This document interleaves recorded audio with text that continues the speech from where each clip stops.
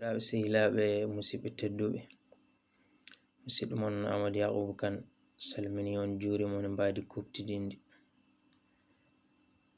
En mbi kadi yo Allah newnana en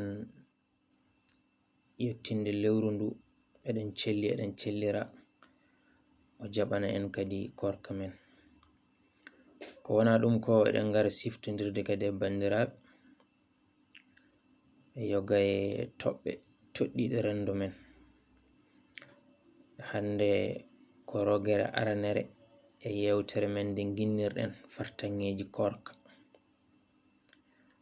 Nde wonnoon so en teskima, dewe Allah fof njuulu mun, asakal mun e koorka mum ko fartaŋŋeeji wonande en enen julɓe ɓe, ngam jangude hen woni geɗe kono naftoy en e ko aroyta, kadi laɓɓinde ɓerɗe men e pittali men.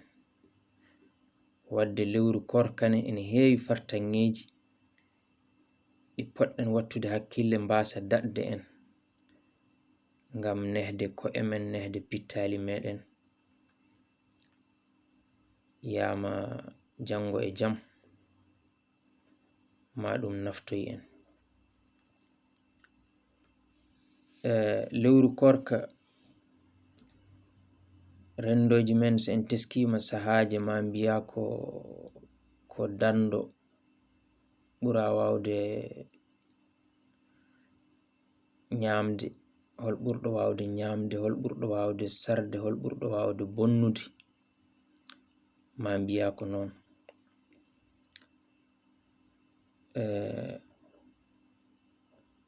Ko wayno Kadija Dooro en ɓuri mi yawade, neɗɗo wala ñamde tan ha libro, fina subaka dawro koorka dillani dalani koto gotel woni. Ɗum ne wayno ko dolnade tan ni. Jiɗɗen wiide tan ko koorka ene jeeya ko addi ɗum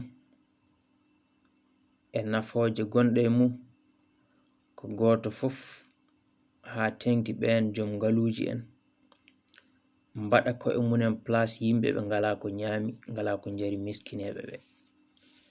Ɗum tagi goto fof wawa jangude hen, anda miskinagal no wayi, mo wonano miskino o anda gonɗo less mum mo ala haydara o holno wurdi. Wadde so wonti ko bonnugol hen ñamele, e o ganden koy no wayno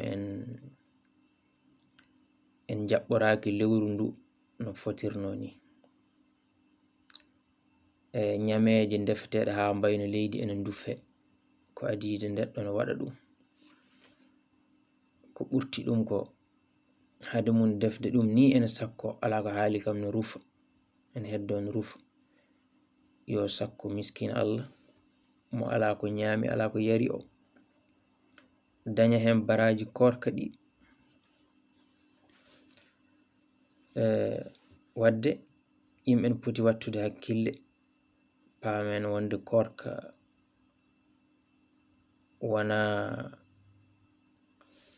wona waddude dando, waddude kawgel hol ɓurɗo wawde ñamde. Ɗum yimɓe ne poti wattude hen hakkillaji munen. Ɗum addira ko nehde pittali. ɗum ko bange goɗɗo o to jiɗɗen siftinde kadi hande seeɗa, koko femtay simme. Wonande ɓen simmotoɓe, beele jomum en potani kadi wattude hakkille, dañi fartange lewru koorka ndu, tawdi kay aɗa ñalla horde, a ñamani, a yarani, a wawa simmade. Hade maɗa no won hen mbaɗata ni, nde jomum ƴakkata tamarore wotere taw huɓɓi cigarette ne simmo. Beele simmotoɓe ɓene kañum en potani wattude hakkille, goppa simme o e nder lewru he, kadi piɓa e ɓerɗe mumen. So lewru ndu maayi ko goppata simmini hankadi. Ngandumi so ɓe mbaɗi noon ɓe mbaɗa ko moƴƴi, ɓe mbasa fawade bakkade ko'e maɓɓe. Nde wonnoon simmi enen fof kam eɗen gandi bone gonɗo hen ko lorlude fittandu mum. Lorlude fittandu mum noon hayto banggue diina eɗen gandi wona hunde moƴƴere. Wadde ko lewru koorka fartaŋŋeeji mum gasata ngam fewnidde hoore mum, fewnidde jikkuji mum e neɗɗagal mum e ko nandi hen e ko nandi hen. Ko jiɗɗen tan sakkitorade saha goɗɗo ma en gartoy kadi wona fartaŋŋeeji goɗɗi gonɗe lewru ndu. Kono en kalnan ɗo tan hande jiɗɗen noon sakkitorade tan ko femtay affaire ko woni Mali ko.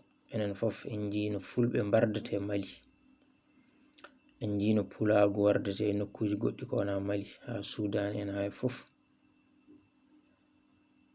Ene hani ɗum jertina en.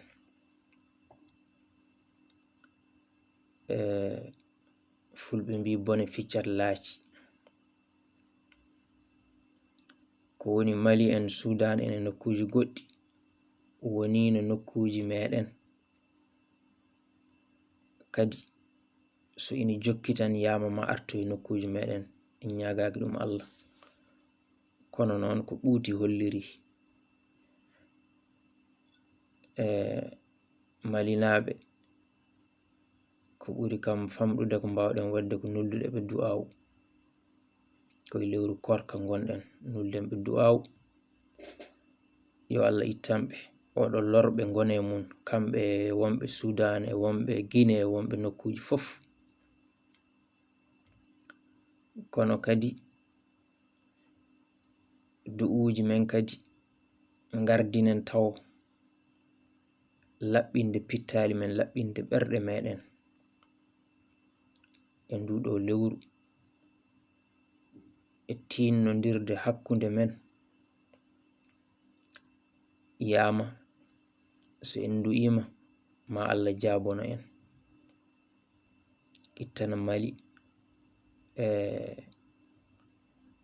caɗele ɗe woni e mum ɗe. Goto e men fof kadi watta hakkille mum to woni ɗo e ko taari ɗum e ɓe wondi ɓe, tinnodira e mumen, yimɓe tinno e jangde munen, tinno e golle munen, mbasa amde ngamele nen tan jogori bomde en. Yimɓe tinno e koye munen.